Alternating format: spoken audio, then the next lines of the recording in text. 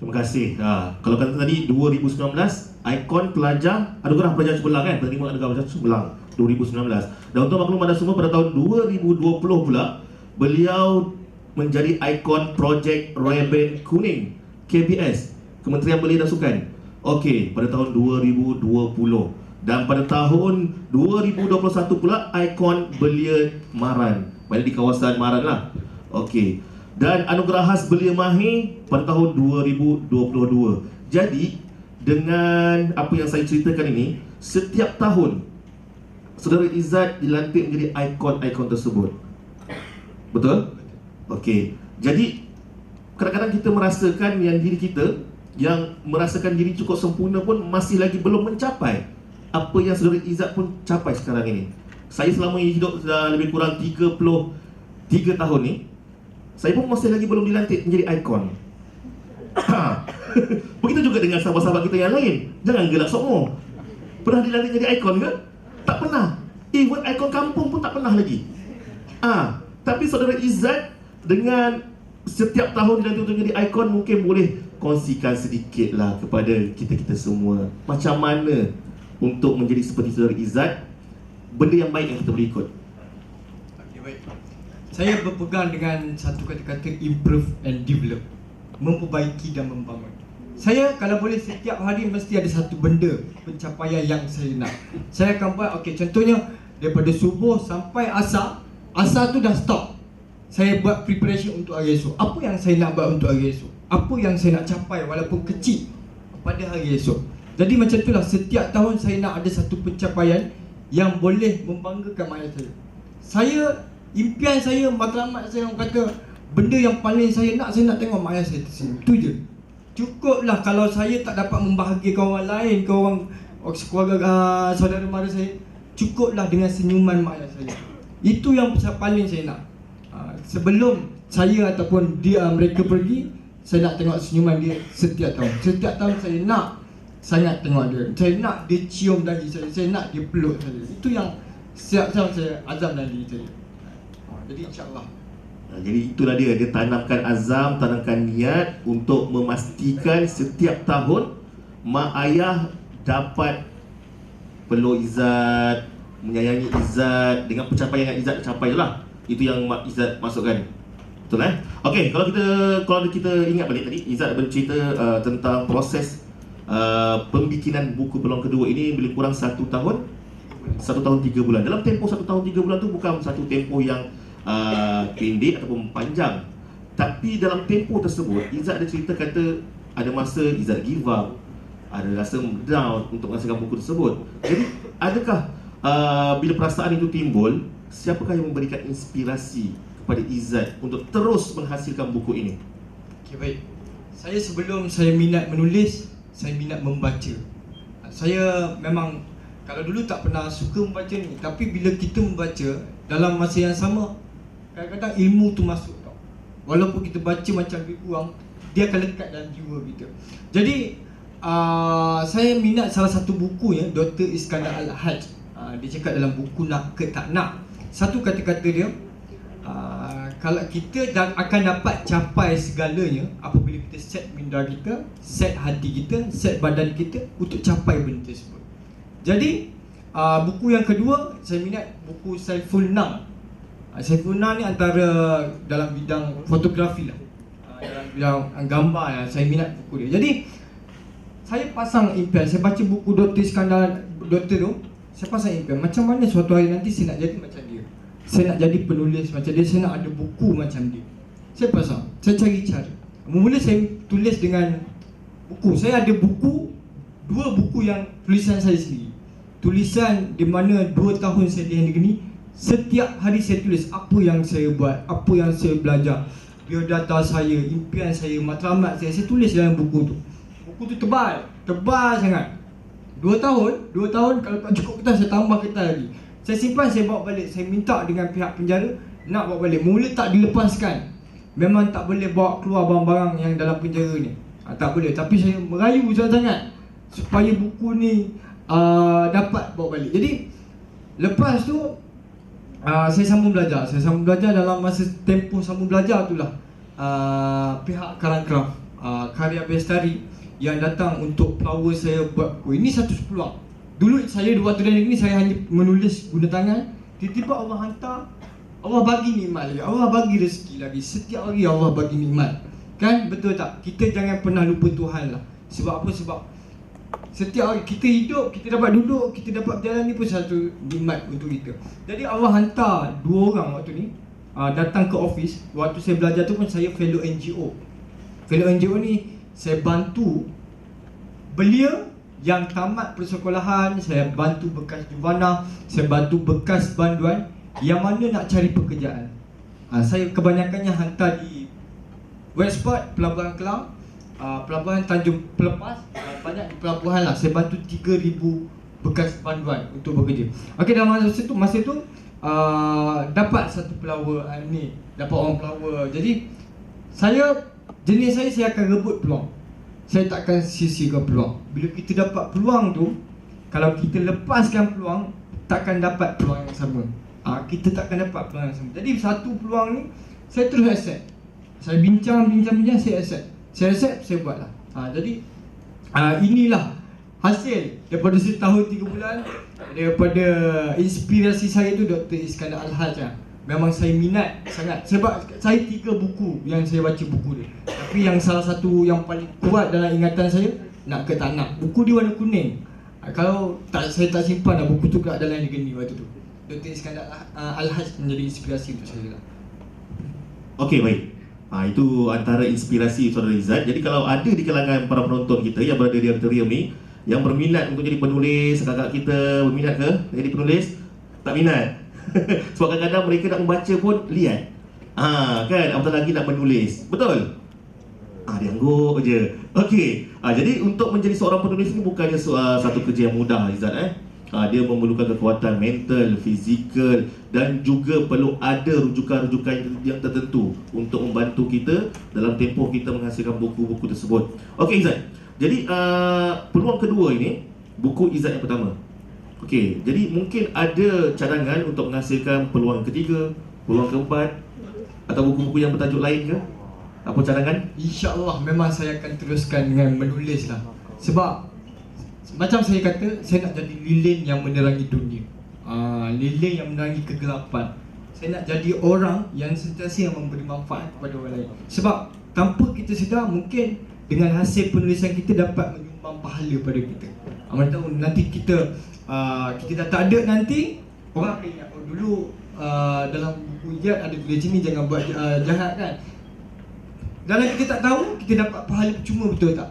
Jadi InsyaAllah saya akan teruskan dengan penulisan. Sebab ini adalah salah satu hobi saya. Saya kadang-kadang saya sentiasa menulis di Instagram. Kalau dulu kat buku lah. Tapi sekarang kat luar ni dah banyak di phone lah. Saya banyak kumpulkan kata-kata motivasi, kata-kata nasihat. Saya buat satu grup Telegram, di mana grup Telegram ni ada yang duduk dalam tu sentiasa menantikan saya punya kata-kata. Daripada 2000 tahun lepas tak silap saya buat grup Telegram. So saya banyak share lah apa yang jadi, macam mana solusi dia untuk kita nak selesaikan benda ni.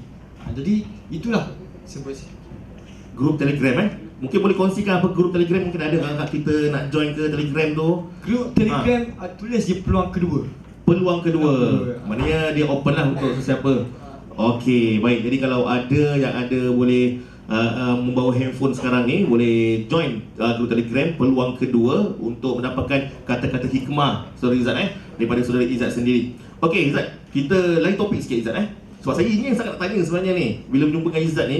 Okey, kalau kita lihat sebelum ni filem-filem seperti ataupun drama-drama seperti Juvana tu, okey, adakah kehidupan yang diceritakan dalam drama Juvana tersebut atau filem-filem yang berkaitan sama dengan kehidupan yang Izzat sendiri lalui?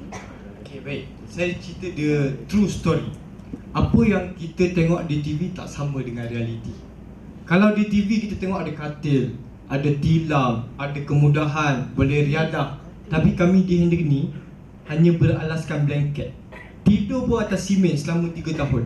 Simen je, ni syukurlah ada mozaik. Tapi kami simen. Kalau kadang-kadang bantal tu kami jadikan kolek. Pernah tengok kolek cawan plastik tu kan? Itu yang kita buat jadi bantal.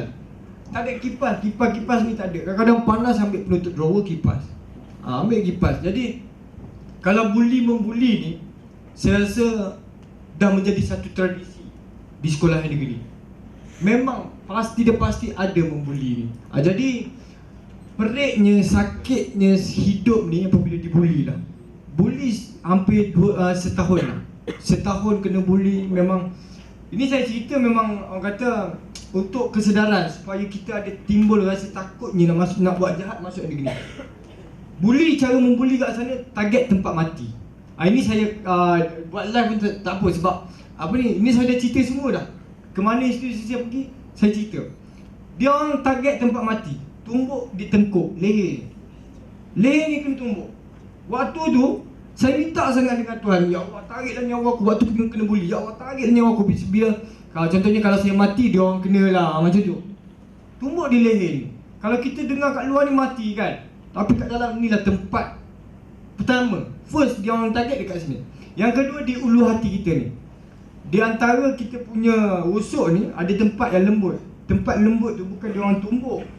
Dia orang suruh kita baring, dia orang pijak guna tumit ni. Tumit dia orang pijak, dia hentak. Terus saya punya waktu tu putih. Jadi pinau. Pitang kan. Yang ketiga rusuk. Rusuk ni kita plan, laki plan. Dia orang shoot macam shoot penalti. Guna tulang keting. Waktu tu tak bernafas saya. Waktu rasa macam ya Allah, apa yang kita tengok di cerita Juvana tu bagi saya di realiti lagi ekstrim. Lepas tu yang keempat, empat benda ini yang saya ingat sampai sekarang lah. Sebab dia cukup membahayakan. Boleh buat mati. Yang keempat, dia suruh kita melutut. Dia orang tajam kita punya dada ni. Sini. Ambil free kick, ambil penalti, dia orang tajam kita punya dada kan. Bila kena kat dada ni dah tak cukup nafas lah saya rasa. Itu antara 4 bully yang saya ingat sampai kali ni. Dan bagi saya cukup sakit kan. Jadi apa yang diceritakan di filem Juvana seperti yang dikaca TV tak sama dengan realiti. Nama pun cerita kan. Tapi kita ambil daripada cerita-cerita sebagai satu pengajaran. Okey. Kita yang mendengar pun rasa macam seram, sejuk je. Semua nak masuk gini ke? Tak nak. Kalau boleh kita minta dijauhkan lah sebab apa yang diceritakan oleh saudara Izzat sendiri pun kita dah merasa gerun. Itu kalau nyawa panjang. Kalau tak sampai nyawanya, innalillah lah jawabnya ya. Apapun segala cerita-cerita yang dikongsikan oleh saudara Izzat ada diceritakan di dalam buku Peluang Kedua itu baru sikit tu. Jadi kalau nak tahu dengan lebih lanjut cara macam mana dipukul, ada kes mati ke tidak, mungkin ada kisah-kisah kawan-kawannya yang terkena juga dengan kes buli tersebut, semuanya ada di dalam Peluang Kedua ini. Ya betul. Jadi kalau anda nak tahu dengan lebih lanjut tentang kehidupan sebenar di dalam Henry Geni, boleh dapatkan buku Peluang Kedua ini. Mungkin untuk menjadi pengajaran pada diri kita sendiri ataupun anak-anak kita pada masa akan datang. Kalau kata anak-anak kita esok-esok jadi degil, okey, kau baca buku ni. Ini pengalaman sebenar daripada orang yang sebenar yang menulis buku ini. Jadi boleh dijadikan, memang bagus buku Peluang Kedua ini kerana ia boleh menjadikan sebagai penunjuk ataupun pengajaran dalam hidup kita. Okey Ustaz, dalam tempoh buku disiapkan dalam tempoh 1 tahun 3 bulan ni, selepas terhasilnya buku Peluang Kedua ini, apa perasaan dan siapakah orang pertama yang anda ataupun Izzat bagi tahu? Okey baik. Buku ni dilancarkan pada 11 Disember pada tahun lepas lah. Detik waktu ni saya ingat lagi. Kadang-kadang nak cerita rasa nak nangis sebab ini bagi saya ini adalah salah satu pencapaian yang besar di mana impian yang bertahun-tahun tercapai. Kita nak sangat benda ni kan. Jadi bila kita dapat tu kita rasa bersyukur sangat kan. Jadi buku ni dilancarkan di Pesta Buku Antarabangsa di MBSA Convention Center Shah Alam. Waktu tu pun saya tak sangka lah saya dapat sambutan Peluang Kedua ni. Jadi orang pertama yang saya bagi tahu mesti Maya saya. Saya kalau cakap pasal Maya saya rasa macam tak tahulah sebab dia yang besarkan kita, dia yang didik kita kan. Jadi bila berjaya kita buat something, kita mesti bagi tahu dia. Jadi orang yang pertama peluk saya, tuan pengarah, penjara, Tuan Ajidin. Dan yang kedua, ayah saya. Waktu ni saya rasa saya dapat rasa satu pelukan kasih sayang, satu pelukan yang gembira dengan saya. Dia cakap dengan saya, dia bangga. Dia tak sangka yang saya boleh buat. Dia tak sangka yang saya boleh hasilkan satu buku. Jadi kalau tengok video tu pun saya sampai hari ni menjadi satu pembakar semangat. Selalu saya tengok video tu, kalau nak tengok video tu ada di YouTube saya ataupun di Instagram Hari Pelancaran. Waktu pelancaran ni saya rasa sangat seronok. Saya dapat tengok mak ayah saya tu gembira. Kadang-kadang video ni pun jadi pembakar semangat untuk saya, yang menjadi turning point untuk saya nak teruskan perubahan. Perubahan ni semua orang boleh buat, tapi dalam perubahan ni satu benda je yang paling susah, istiqomah. Pemulihan untuk orang berhenti isap dadah sepanjang hayat sebenarnya. Sepanjang hayat. Sebab tu orang tua-tua selalu pesan, jangan sesekali terlibat dengan dadah. Bila dah kenal dadah, susah nak berhenti. Susah bila mindset kita. Tapi pemulihan dia tu sampai kita mati nanti. Kita tak boleh dekat dengan orang isap dadah, kita tak boleh tengok dengan orang isap dadah. Sebab pasti dan pasti kita punya dalam darah ni dah ada kimia. Bila dah ada kimia, kita nampak kimia, darah tu dia akan jadi, orang faham panggil seriang. Dia akan panggil berdebar, dia rasa macam best ni, best lah tuan-tuan. Tapi tak ada benda pun yang best dengan dadah ni. Jangan percaya kata-kata yang nak merosakkan kita. Dadah ni dapat buat kita tenang. Tak. Bila hisap dadah, otak 24 hour akan berjalan tau. Kita akan jadi macam-macam kita nak buat apa. Dan bila 24 jam otak berfikir, kita akan jadi letih. Itu yang membuat kita lebih tertekan. Itu yang disebabkan ada yang bunuh mak ayah. Dia akan jadi halusinasi. Jadi jangan terlibat dengan dadah. Boleh janji tak dengan saya? Boleh tak boleh? Jangan terlibat dengan dadah. Ingat pesan saya. Jangan. Orang ajak ke niat nak mencuba ke. Jangan. Dulu niat saya pun mula nak cuba. Cuba sekali je. Lepas ni tak nak cuba dah. Bila dah cuba sekali tu nak lagi. Berkali-kali nak mencuba. Jadi pelancaran buku ni saya sangat bersyukur lah. Memang sangat-sangat bersyukur. Waktu tu pun saya tak sangka pengarah penjara bagi sokongan. Jadi itulah, saya tak dapat nak gambarkan. Boleh tengok dalam video yang saya buat.